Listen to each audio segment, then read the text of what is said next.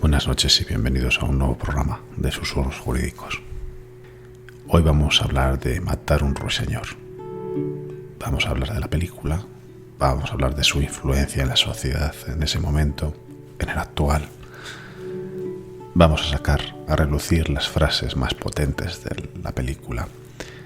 Vamos a hablar del Cineforum que realizamos ayer a través de Twitter y de Facebook y que tuvo, yo creo que, mucha aceptación para ser el primero. Todo ello lo vamos a aderezar con un gran crítico de cine que trabaja en Televisión Española, que trabaja también en distintos programas de radio hablando de cine, que es Guillermo Balmori, que nos va a contar anécdotas, nos va a introducir en el mundo del cine a través de esta película y nos va a dar ese toque personal al programa. Sin más, Guillermo, te voy a dar las gracias por estar aquí. Hoy estará también Inma, Yolanda y Mar, y agradeceros mucho la presencia. Y Guillermo, te doy la palabra para que nos hagas una pequeña introducción sobre la película y luego ya empezamos a hablar de los demás temas. No, pues eso, decía que, que es una película referencial no solamente a nivel jurídico, sino en la historia del cine. Es la película que le da el Oscar a Gregory Peck, que es el único Oscar que tuvo, a pesar de que tuvo más nominaciones, y que fue muy, muy aplaudido, porque Gregory Peck era muy parecido a Atticus Finch, ¿no? Era esa persona tan buena que todo el mundo, los compañeros lo decían, no era un actor vanidoso, ni, ni era un actor, digamos, típico en el sentido de que, por ejemplo, se casó una vez, por ejemplo, y ya hasta la muerte. Quiere decir que esto es muy atípico, ¿no? No quiere decir nada, no por el hecho de que te cases una vez eres mejor que los demás, pero bueno, que da un poco a entender cómo que ese carácter que él tenía como de buena persona y que todo el mundo en la profesión lo reconocía. Por eso cuando a él le dieron el Oscar, la película no se llevó el Oscar a la mejor película porque se lo dio, fijaros, Lawrence de Arabia, que claro, es ese peliculón que claro, competir con eso era muy complicado y esa película era un poco la antítesis. Esta película defendía, por así decirlo, un cine más sentimental, más de menos presupuesto, pero con una historia sentimental potente, y el otro era el cine del espectáculo, ¿no? La gran superproducción muy costosa y que eran casi los opuestos, el planteamiento de cada una de esas películas. Al final venció Lawrence de Arabia con muchísimos Oscars, entre ellos a la mejor película, pero el Oscar al mejor actor se lo llevó Gregory Peck y fue uno de los más aplaudidos que se recuerdan de la historia de los Oscars. Se lo dio además Sofía Loren, y no sé si acordaréis que cuando a Sofía Loren le dieron un Oscar honorífico hace no muchos años, igual hace 10, 15 años, pues fue el encargado Gregory Peck de darle el Oscar honorífico a Sofía Loren, y además le pusieron en retrospectiva el momento en el que ella se lo dio a él, que fue muy emotivo para él. Siempre se le había considerado además como el típico galán, pero aquí demostró que podía ser un actor también, no solamente una cara bonita, ¿no? Siempre yo, bueno, por lo visto, lo que digo, el personaje de Atticus Finch era muy parecido al, a la personalidad de él, y era muy parecido también al personaje real en el que está basado tanto la novela como la película. Bueno, pues decía eso, que la novela, o sea, la novela en la que está basada, que es una novela de Harper Lee, que es la única novela que escribió, tuvo esta autora, tuvo el premio Pulitzer, y hace unos años se publicó una segunda parte, que parece ser que ella no estaba muy segura de haber autorizado, pero se publicó, es la única obra conocida de ella. Bueno, pues ella estuvo de asesora en el rodaje de la película, estuvo allí presente para asesorar cómo se llevaba a cabo la adaptación de la novela, y decía que, bueno, la novela es muy autobiográfica, ella era abogada y había sido hija de abogado, y esos recuerdos el argumento de la película tiene mucho que ver con los recuerdos idealizados probablemente que ella tenía de su padre, ¿no? Y de cómo su padre era un hombre íntegro. Pues ella decía que Gregory Peck se parecía muchísimo a su padre, aparte de que en el personaje lo desarrolla como era su padre, en la vida normal, en el trato que ella tenía con él en el rodaje, se parecía mucho a su padre, y que incluso decía que se parecía físicamente a su padre, es decir, que le recordaba incluso la caracterización que habían hecho, porque evidentemente eso tenía mucho de autobiográfico, ¿no? Bueno, la película se constituyó en una película, ya digo, modesta de presupuesto. El director era Robert Mulligan, que es un director que luego tendría muchísima más fama, pero que en ese momento estaba casi empezando. Y bueno, con el paso del tiempo se ha convertido, no lo fue en su época, fue una película importante, pero con el paso del tiempo se ha convertido en uno de los tesoros más rentables para los estudios Universal. Los estudios Universal, como conocéis, pues son los estudios que tienen de todo, desde Tiburón hasta Psicosis, hasta, no sé, las de Spielberg, mucho Hitchcock. Y sin embargo, esta película, con el paso del tiempo, se ve, por ejemplo, cuando empezó el DVD o cuando empezaba el VHS, de las primeras películas que sacaba Universal editadas, era esta, que era una cosa muy extraña, porque no deja de ser una película en blanco y negro, en cierto modo se puede considerar entre comillas, minoritaria, pero siempre se la consideró una película rentable, a pesar de no ser una película espectacular en formato y de ese blanco y negro que hay gente que le puede asustar, ¿no? Se consideró siempre así. El resto, pues no sé, la banda sonora es espectacular, me imagino que la veríais, que es una banda sonora de las clásicas de la historia del cine, muy, muy sentimental y muy elaborada y que se te queda, ¿no? Para siempre. Y luego, bueno, el papel de los niños, esta niña que es la niña es mucho más proactiva que el niño, ¿no? Y que me imagino que la actriz que lo da vida pues se llevó muy bien también con Gregory Peck en el set y lo vivió muy, muy de cerca todo. Y yo creo que está muy acertada esa niña, ¿no? Es esa niña muy chicazo, que le barre en personalidad al niño, que el niño también está acertado porque también hace el papel como tiene que hacerlo, que es más apocado, ¿no? Pero yo creo que la niña también fue un descubrimiento, un gran descubrimiento. Luego no hizo carrera, ¿eh? Pero está muy, muy lograda esa compenetración con el padre y esa niña se le ve, yo creo que en la mirada de la actriz se le ve esos ojos inquietos, que todo lo que ve yo creo que no ve, más que ver, retiene, ¿no? Es decir, que tú ves que cuando un niño, además a mí me gusta mucho los niños, cuando yo veo a los niños en la vida real, eso pasa mucho en muchos niños. Tú ves niños que te miran o miran alrededor y están absorbiendo y ves que están absorbiendo. Y eso es una maravilla verlo, porque absorben el arte, están escuchando una canción y la absorben. A lo mejor no son conscientes ellos, pero tienen esa mirada que a mí me gusta mucho en un niño verlo, ¿no? En una niña. Vamos. Y yo creo que eso está muy bien reflejado en la película, la mirada de esa actriz, como todo lo que acontece a su alrededor, puede que lo entienda o que no lo entienda, pero lo está absorbiendo, ¿no? No se limita a ver cómo puede ser el niño. El niño a lo mejor lo ve y pasa por la vida, pero ella no pasa por la vida, ella absorbe lo que está a su alrededor. Bueno, no sé si esto Sí, más oye, o menos. Guillermo, no, dos cosillas. Te voy Sí. preguntando dos cosillas y así vamos introduciendo temas. Lawrence de Arabia es en color, estás en blanco y negro, pero los dos son dos héroes en realidad, ¿no? Claro. ¿Cómo ves la comparativa de primero del color y luego del tipo de héroe, uno humilde y el otro, no lo sé, ¿eh?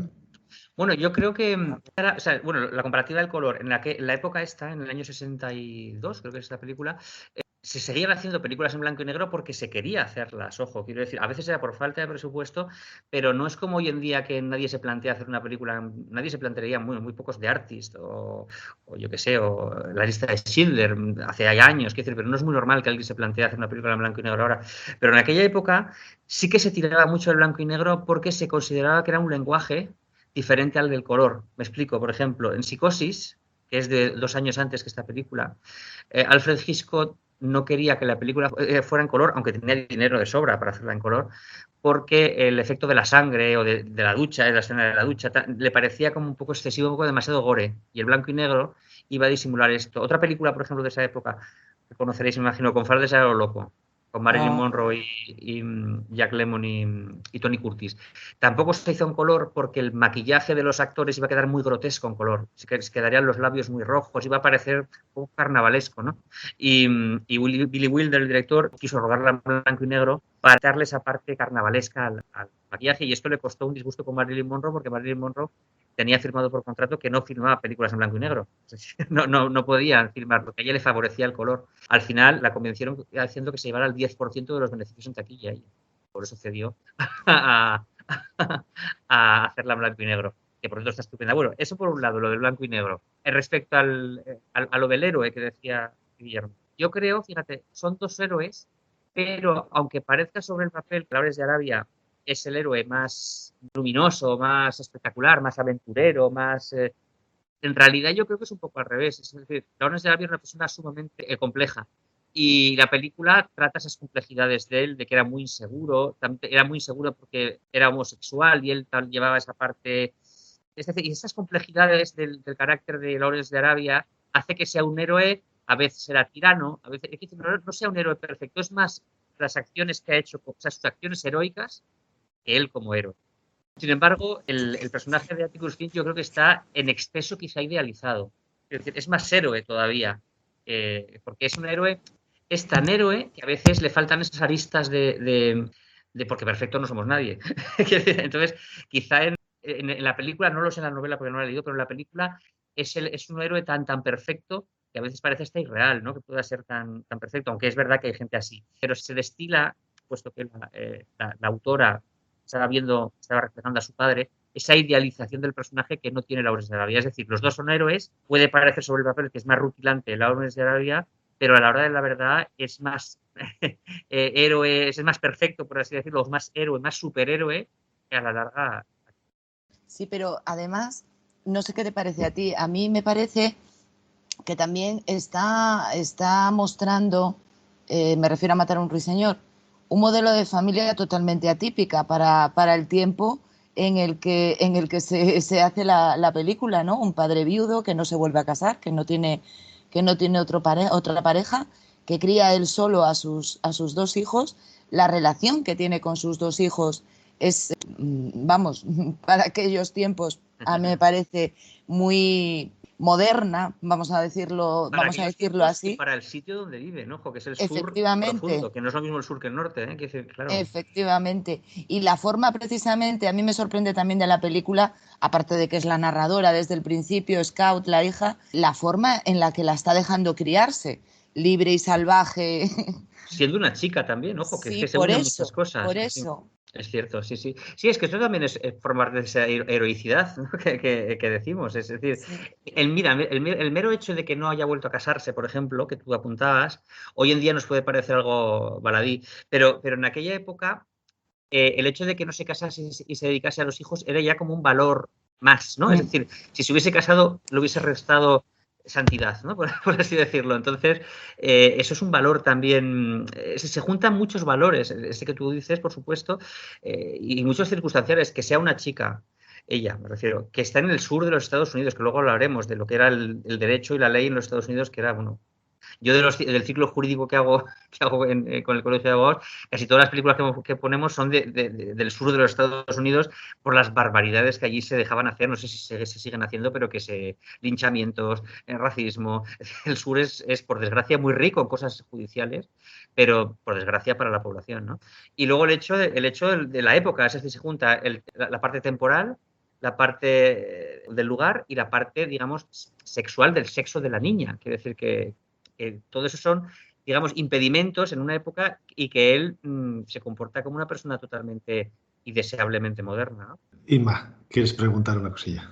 No, añadir al tema de lo de la niña y del género, en este caso, pues que efectivamente se sale del estereotipo de aquella época, como además ese estereotipo queda más marcado por quién es la víctima. Realmente la niña es precisamente, pues eso, para empezar, un chicazo que ya es extraño y cómo se ha criado, como habéis dicho y demás, pero que además, si la pones en comparación con la víctima de la supuesta agresión sexual, es justo el prototipo de la mujer del sur de aquel momento, una señorita que no se podía relacionar además con la gente de color, que está muy bajo el dominio del padre y quizás choca aún más precisamente cómo se está criando Scout a cómo era, o sea, esa parte de la película creo que queda muy marcada con los dos personajes que se enfrentan ahí. De hecho, no les gusta nada a muchos de los habitantes, ni cómo está criada ella, y incluso yo creo que a ella le hacen un poco también dudar, ¿no? Quiere decir, de que se ponga un vestido en vez de unos pantalones, esas cosas. Sí, la imagen del vestido es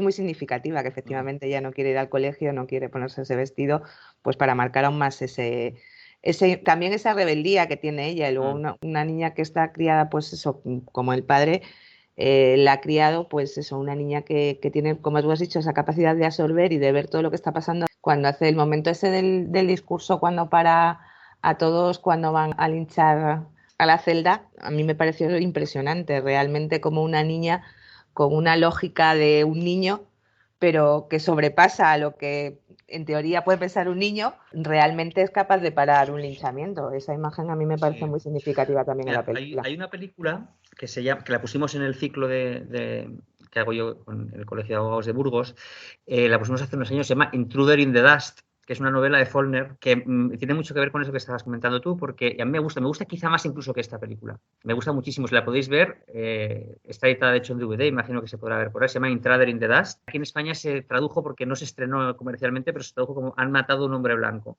Y es un poquito lo mismo, pero tiene que ver con lo que tú dices, porque quieren linchar a un hombre, es un abogado también que defiende a un hombre negro, es un poco lo mismo. Tuvo también premio Pulitzer esa novela, y entonces pues es un abogado que defiende a un hombre negro, injustamente también acusado, porque su sobrino, el sobrino de este abogado, se lo dice. Y entonces él no quiere defraudar a su sobrino, es un poquito también el niño por medio, y al final, contra todo el pueblo, solo están el niño, el abogado y una señora muy mayor que cree que la justicia tiene que prevalecer. Entonces, para evitar el linchamiento, están en la propia prisión la señora mayor, la viejecita mecedora, también es en el sur, claro, de los Estados Unidos, lo que os decía, con la escopeta, y este discurso que decías tú que da la niña cuando viene, se lo da la señora mayor. Y es muy parecido, la misma racionalidad en la niña pequeña que en la señora mucho más mayor. Podríamos ver casi como que esta señora mayor fuera esa niña ya crecida, ¿no? Pero os recomiendo esa película porque además tiene una historia muy bonita esta película, porque está dirigida por Clarence Brown, que era un director, el que dirigió los mayores éxitos de Greta Garbo y de Norma Shearer en los años 30, y era un director que siempre se había plegado mucho a los deseos del estudio. Se le considera un artesano más que un director como Robert Mulligan, que es este de Matar a un ruiseñor, que se le considera más autor, ¿no? Este era, digamos, más como se amoldaba más a los deseos de los estudios. Y al final de su carrera le dijo a Louis B. Mayer, que era el jefe de la Metro-Goldwyn-Mayer, le dijo: he estado 30 años haciendo el cine que tú querías, he estado dirigiendo lo que tú querías, como tú querías, y me he plegado y nunca me he quejado. Siempre he hecho los presupuestos mucho, era conocido porque no se pasaba del presupuesto. Y dice: ahora voy a terminar mi carrera y solo te pido una cosa, en pago a todo eso que he hecho, y es que me dejes dirigir esta película, esta que os digo, Intruder in the Dust, que compres los derechos de la novela de Faulkner, que me dejes dirigirla a mi manera y sin estrellas de cine, con los actores que yo quiera. Y es como salió esta película, que es una obra maestra absoluta. Ya os digo que a mí me gusta incluso más que esta, Matar un ruiseñor, que además es matar un ruiseñor, no es matar a un ruiseñor, que muchas veces aparece mal escrito, es matar un ruiseñor. y os la recomiendo, me ha recordado esto que contabas tú de ese alegato que hace la niña, ¿no? Pues allí lo hacía la señora mayor. Tiene mucho que ver estas dos historias. Oye, Guillermo, entrando ya un poco en la parte jurídica, ¿no te extraña o no te parece curiosa la posición de Atticus en la defensa? Tranquilidad, opacidad incluso en el trato del racismo, es decir, las conclusiones salen sus conclusiones al juicio, pero no salen las conclusiones del otro abogado.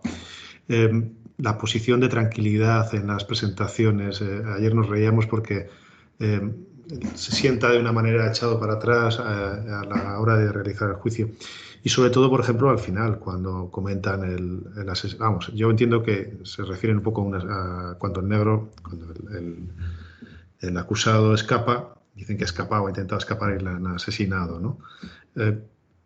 Se trata ocultando un poco lo que es el racismo, o sea, no se atreven en ese momento todavía a gestionar el racismo públicamente, o es que me lo imagino yo simplemente. ¿Pero tú te refieres a la película o a la acción? O sea, ¿quién nos atreve a gestionarlo? ¿El cine el cine? El argumento de la película? En el mismo enfoque de la película, tú no oyes, yo creo que no se oye la palabra racismo, no se oye...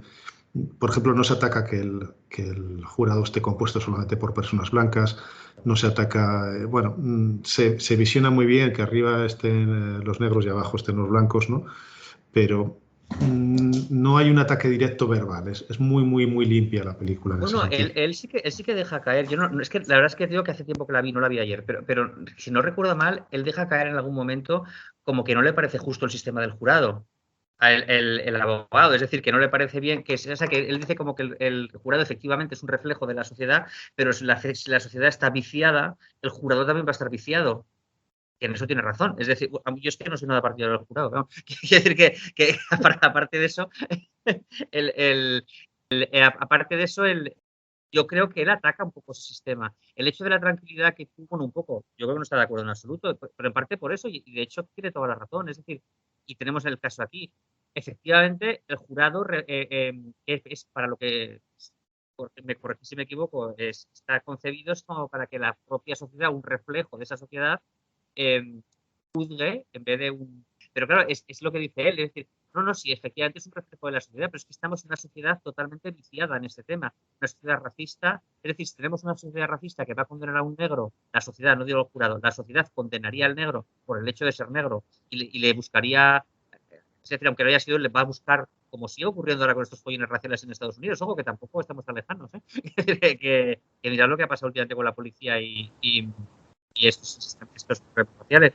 Pues evidentemente lo que viene a decir él, si no recuerdo yo mal, no sé cómo lo dice, porque no lo recuerdo cómo se hace la... Lo digo yo si quieres. Además, lo pusimos ayer. A mí, un inciso antes de decir lo que tú estás diciendo, que perfectamente te acuerdas, porque realmente es así.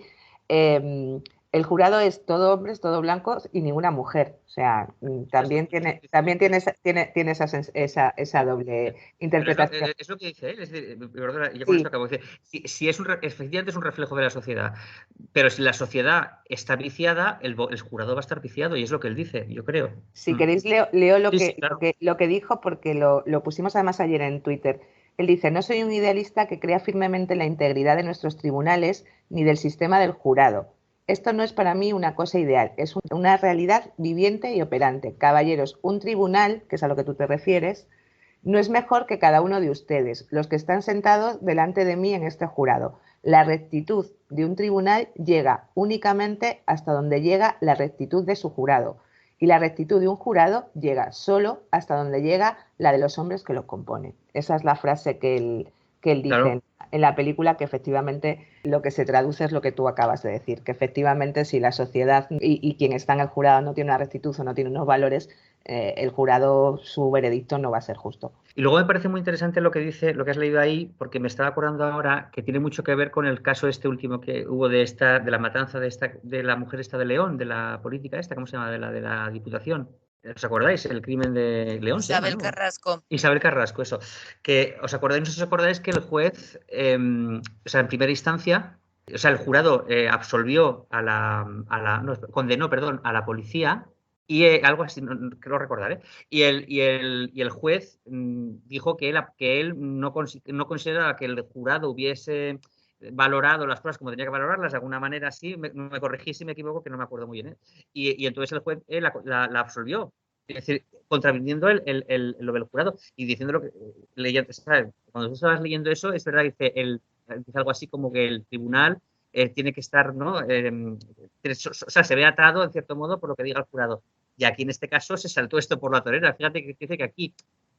Y luego se le echó para atrás esta resolución al juez. Dice que aunque el juez viera que... No sé si tenía razón en este caso o no, pero él veía que el jurado estaba, digamos, llegando a un razonamiento mediante unos hechos o unos acontecimientos que no llevaban la lógica a ese fallo que ellos habían dado, lo hizo, pero no pudo mantenerlo.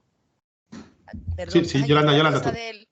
Hay otra cosa del juicio que también es sorprendente y es la forma del interrogatorio a la víctima. Que, bueno, cuando ya la pilla en la primera incongruencia y se ceba un poquito, allí salió la mujer diciendo que a mí con esto no va, yo soy una blanca, él es un negro y yo digo que abusó de mí y punto pelota, no me siga usted preguntando. Y nadie le dice nada, es decir, el juez es un ser que está allí detrás, que no ha actuado en todo el juicio como tal. Efectivamente, sí.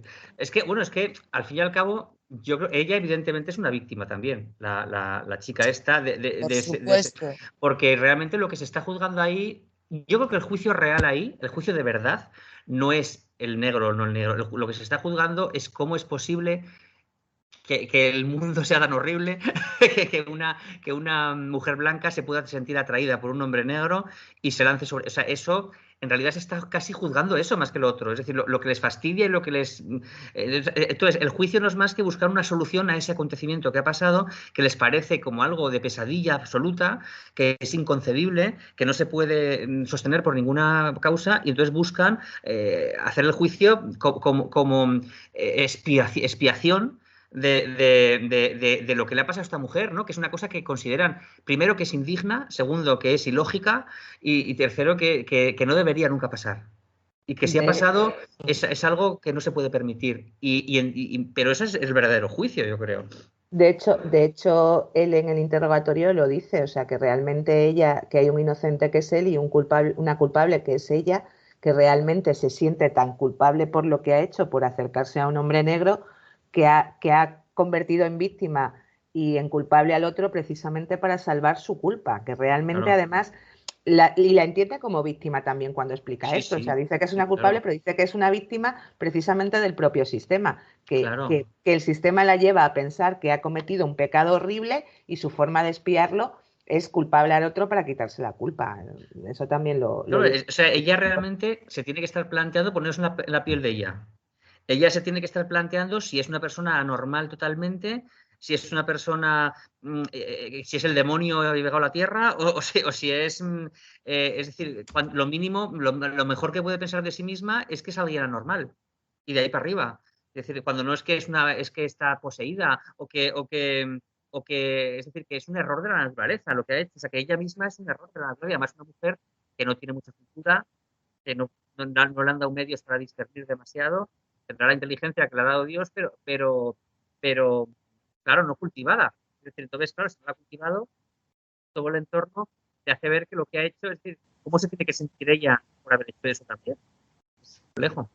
Estaba yo, Guillermo, recordando en España, que hablamos de Estados Unidos, pero en España cuando se ha implantado la ley del jurado, o sea, la utilización del jurado, yo recuerdo que en el año 97 estaba viendo ahora el juicio por asesinar a 2 herchenas, donde se les absolvió a los asesinos porque estaban borrachos. Y ¿El se jurado celebró. los absolvió? Sí, y se había celebrado creo que es en Guipúzcoa, ¿no? Claro. Claro, en la época en la que estamos hablando, en el año 97, ¿no? Buenamente. Entonces se anuló y luego lo juzgó, yo creo que la Audiencia Eso me suena a Nacional. mí, me acuerdo de eso. Entonces, quiero decir que allí ocurrió un poquito lo mismo, se declaró nulo al entender que podía haber, no recuerdo muy bien, pero creo que había habido presiones porque miembros del jurado podían pertenecer a HB o alguna historia de estas, ¿no?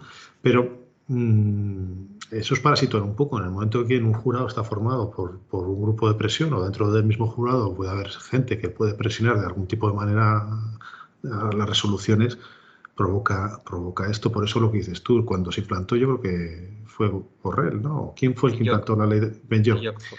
Sí, fue muy discutida la ley del jurado. Y sigue siéndolo, ojo, todo sí.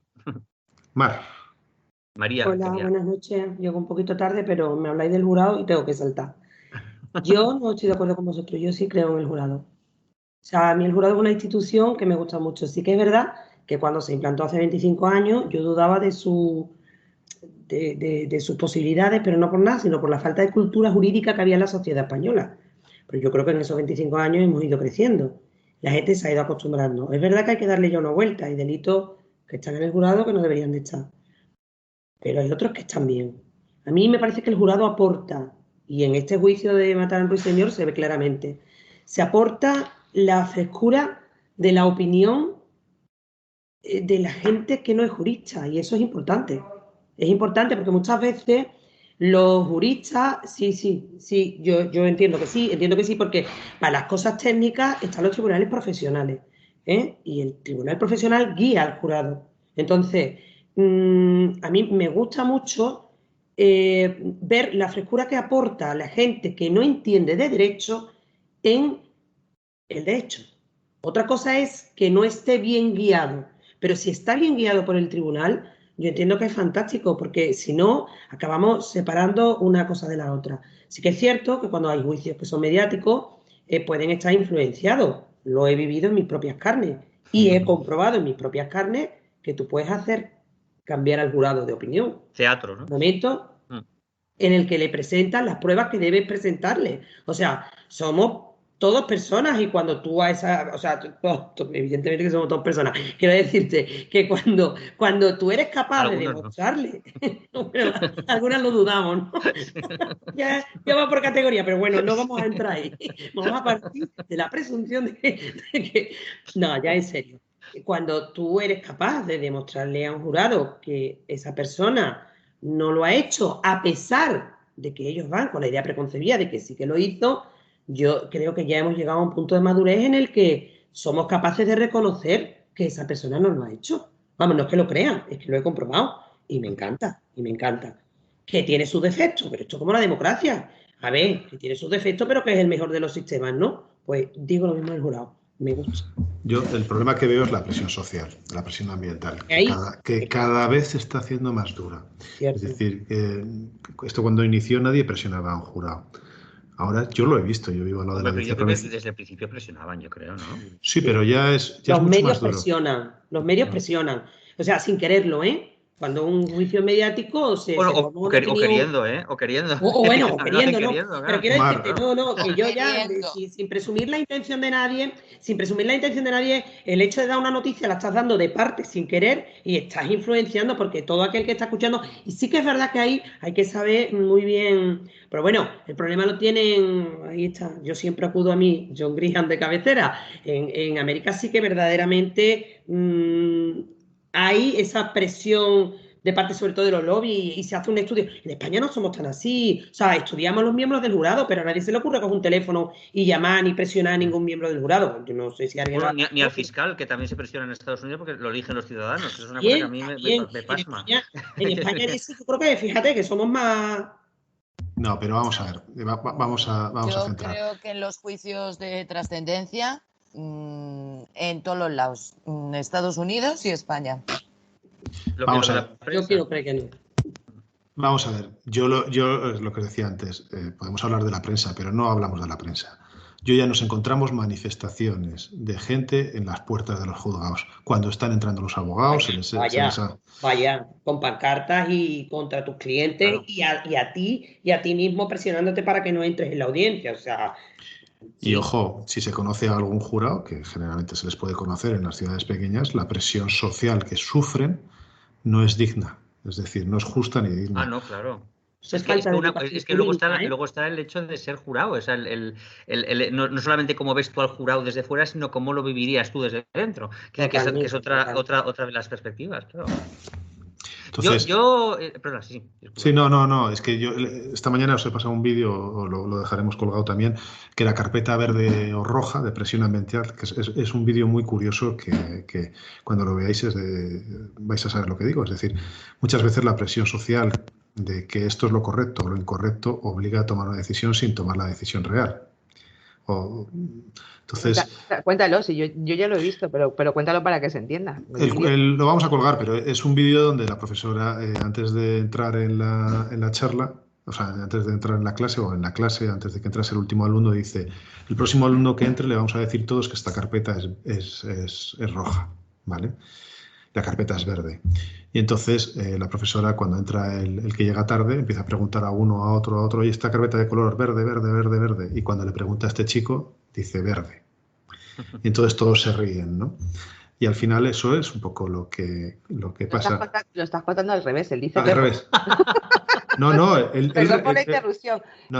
Ella dice que la carpeta es roja, que si alguien llega tarde, todo el mundo va a decir que la carpeta es roja. He dicho mal el color. Y él dice roja. Pues claro, no lo habéis entendido. Es la gracia del vídeo. Willy. O sea, eso tiene un nombre, Willy, eso tiene un nombre. Él dice roja, como han dicho todos los demás rojas, y luego intenta justificar además que lo ha dicho sabiendo que es verde y tal, pero al final es filosofía, es Kant y Schopenhauer de lo que habla la profesora, porque es una profesora de filosofía, y al final lo que acaba diciendo es que la presión que sufre del entorno nos lleva a decir cosas que no tienen nada que ver con lo que nosotros pensamos, que realmente es lo que puede influir a un jurado.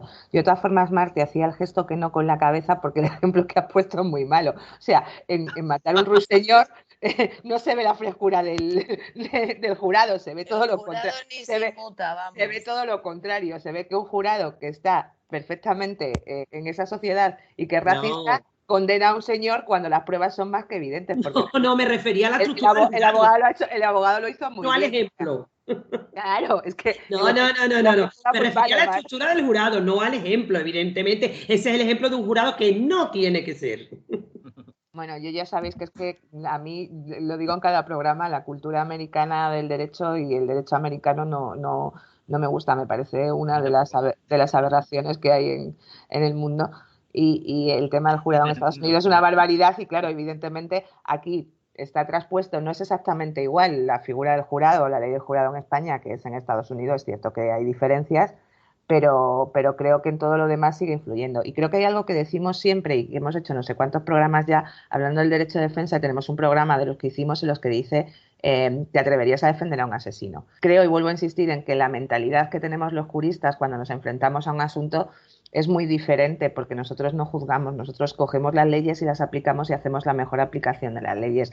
No siempre lo que te dice, y nosotros mismos tenemos, y lo hemos hablado muchas veces, dudas de si tu cliente es culpable o inocente, pero tú no te lo planteas, porque tú tienes el chip ya y tú funcionas así, pero sin embargo una persona de la calle, aunque tenga una mínima... bueno, es que yo tampoco coincido contigo en que haya una cultura jurídica que hayamos avanzado mucho, entiéndeme. Pero yo bueno, tampoco lo creo, yo creo que vamos incluso para atrás, ¿eh? Claro, bueno, para atrás ya... no, siempre se va para adelante. Sí, pero...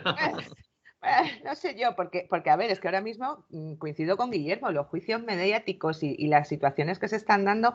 A ver, yo recuerdo, por ejemplo, lo que está diciendo Willy del tema, el juicio de la manada, que todos estamos pendientes de él, y yo recuerdo ir en el coche y oír cuando está la víctima declarando el ruido que hay fuera de la manifestación, no sé qué. A mí me parece incluso, desde mi punto de vista como jurista, a mí me parece incluso contraproducente para la víctima. Me parece que es una parte de la victimización secundaria que supone un problema.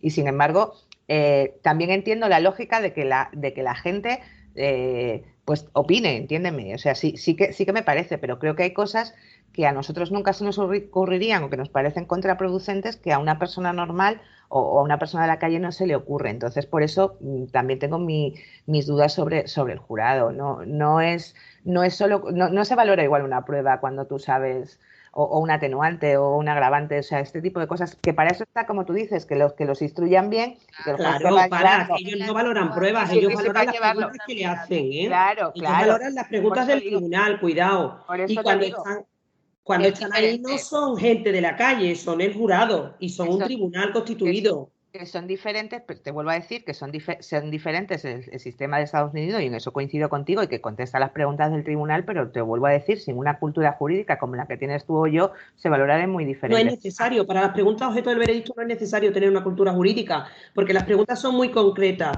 ¿Usted piensa que esto se hizo de esa manera? Sí, no. ¿Usted piensa que a esta hora esa persona se encontraba en ese sitio? Mal, pero sí, me refiero a los sesgos. Todos tenemos sesgos de pensamiento ideológicos, por más que queramos, hasta nosotros. Profesional, lo del jurado. Hasta nosotros.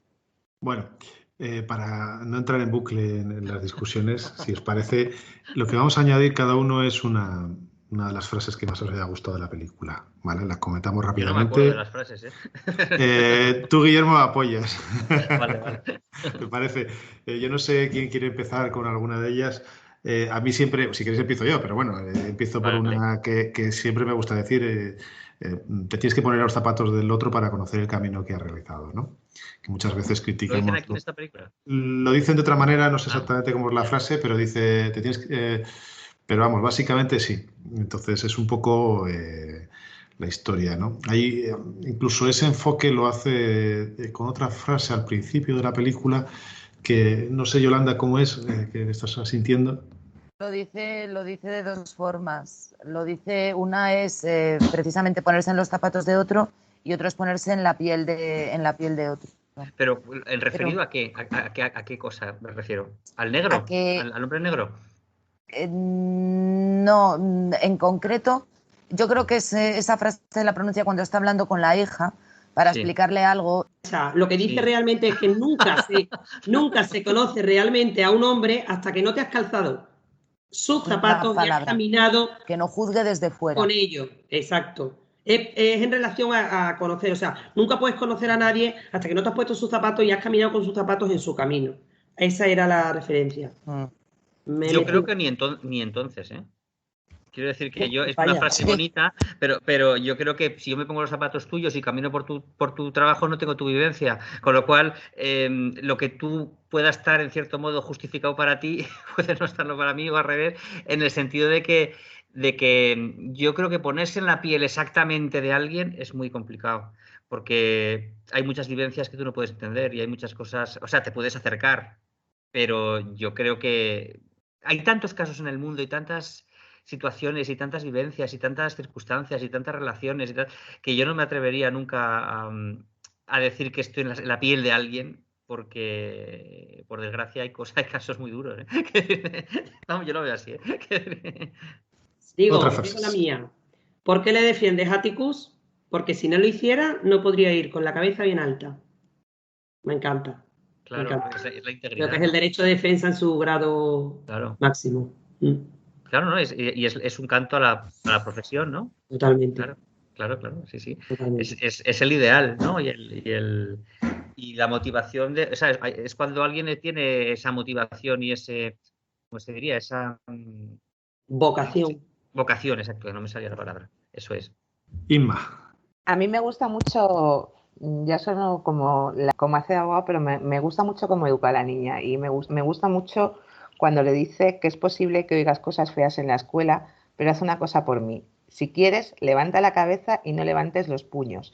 Sea lo que fuere lo que te digan, no permitas que te hagan perder los nervios. Ese alegato contra la violencia me parece muy, muy bonito y me parece una enseñanza muy buena. Es de las que mejor hace a la niña, o sea, y también es un poco nuestra vida, o sea, los abogados tenemos familia, aunque la gente no lo crea. Ayer recuerdo que en el debate había gente que hablaba también de cuando le escupen en la cara a él, de cuántas veces nos mira mal el contrario, además, pues muchas veces cuando vivimos en un sitio pequeño, ejercemos en un sitio pequeño, esa presión a nuestra familia también la vivimos y es muy difícil para ti mismo controlar la ira que en ciertos momentos te puede producir ciertas cosas que te hacen, pero también piensas en la familia, en lo que sufre y en lo que le puede afectar. Entonces esa me gusta mucho. Ojo, Inma. Yo incluso perdón, sí. No, el escupitajo. Voy al escupitajo, si te parece. ¿Cuántas veces al salir de un juzgado se os ha enfrentado el contrario? Y hemos mantenido ese rigor mortis, esa posición de no es mi problema, no estoy aquí. Yo solamente defiendo a mi cliente. Amenazas por teléfono. Sí. Y amenazas para que dejes el Madre asunto, mía. claro que sí. Y el no poder ejercer en una localidad pequeña, como en mi caso, por ejemplo, y tener ciertos bares o negocios a los que no puedo ir. Madre O sea, de Dios. directamente no puedes ir y tenerle que decir a tus hijos o a tus padres, por favor, a ese bar no vayas porque no sé lo que te van a poner de café. Madre mía. Eso es así. Qué horror. Eso es así. O Dedicándote a tener familia y a gente penal, desde luego, haciendo te el pasa. paseo por delante de tu despacho. También. Madre de Dios. Pero eso es denunciable, ¿no? ¿No? Bueno, yo denuncié en una ocasión porque ya era amenaza a mi familia, era a mis hijos directamente, y al final, ¿qué? Nada, al final mejor dejarlo pasar y, como ha dicho Guillermo, pero entender que se van el precio y se ¿y qué acabó. adelantan ellos con esto? Es decir, amedrentar Amedrentar No. y que te quites del asunto. O sea, cuando tú eres el O sea, peligro, que dejes el caso. claro, cuando el contrario considera que eres tú el peligro, no el cliente, sino tú, pues claro, lo que intenta es eso, quitarte de medio. Bueno, pero alguien tendrá que defender a esa persona. Si te quitas tú, vendrá otro. Claro, no van a Y lo Eso lo ser entiende defensa. todo el mundo. presionarán Eso igual, lo entiende todo el digo, mundo. y lo presionarán igual, o sea, O a lo mejor quiere un abogado más incapaz, que a ver si le toca. Correcto. Claro. Correcto. Simplemente puede ser focalizar la ira, es decir, focaliza el cabreo hacia la persona que da la cara por su contrario, ¿no? Y puede ser uno u otro, ¿Y sabéis pero qué vamos. pasa?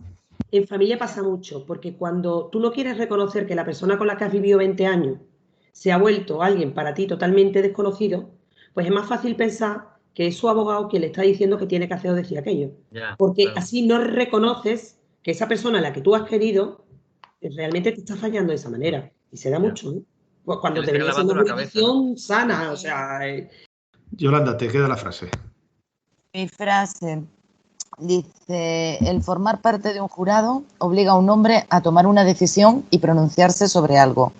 A los hombres no les gusta, a veces es desagradable, porque me parece tan cierto y más cada día. Quiero decir, no nos gusta tomar decisiones. No hablo en concreto de nosotros, hablo en general. Es un poco lo que estábamos hablando del tema de la sociedad influenciable y todo esto. Es muchísimo más fácil seguir la regla de la mayoría que tomar tus propias decisiones. Pero vosotros eso lo veis, es decir, a vosotros entendéis que hay más gente que le gusta no serlo, hay gente que le motiva a serlo, ser jurado me refiero. Quiero decir, a mí ¿qué es me lo que gustaría se ser ve? jurado. ¿Que te gustaría? Yo reconozco, sí, Tú a mí no me puedes, gustaría guapa, ser tú jurado. no puedes. Ya lo sé. Pues igual por eso me gustaría, ¿ves? Claro. Hay Basta gente, que... mira, hay en gente que cambio, le no. encanta, hay gente que le gusta, o sea, que se siente la estrella del jurado, hay gente que le da Sí. pánico y pavor, hay gente que se busca mil excusas para no participar porque simplemente no quiere saber nada, o sea, te encuentras hasta el que te dice, yo no creo en el jurado, no, por lo tanto no me hagáis decidir a mí, porque yo no creo, como no creo en esta institución y creo que todo el mundo es asesino y que todo el mundo es malo, pues ya mi condena la tenéis. Y lo usan como excusa, o sea, Yo como intento no de por excusa. nada, sino porque me gustaría participar como experiencia. Quiero decir, no por otra cosa, pero es cierto que ya sé de sobra yo que no puedo ser jurado. Pero sí que me parece una experiencia interesante y contrariamente, por echarte también un cable, yo sí creo que la institución del jurado tiene un motivo y es el que tiene en los países en los que esa tradición ha existido y es ser juzgado por tus iguales.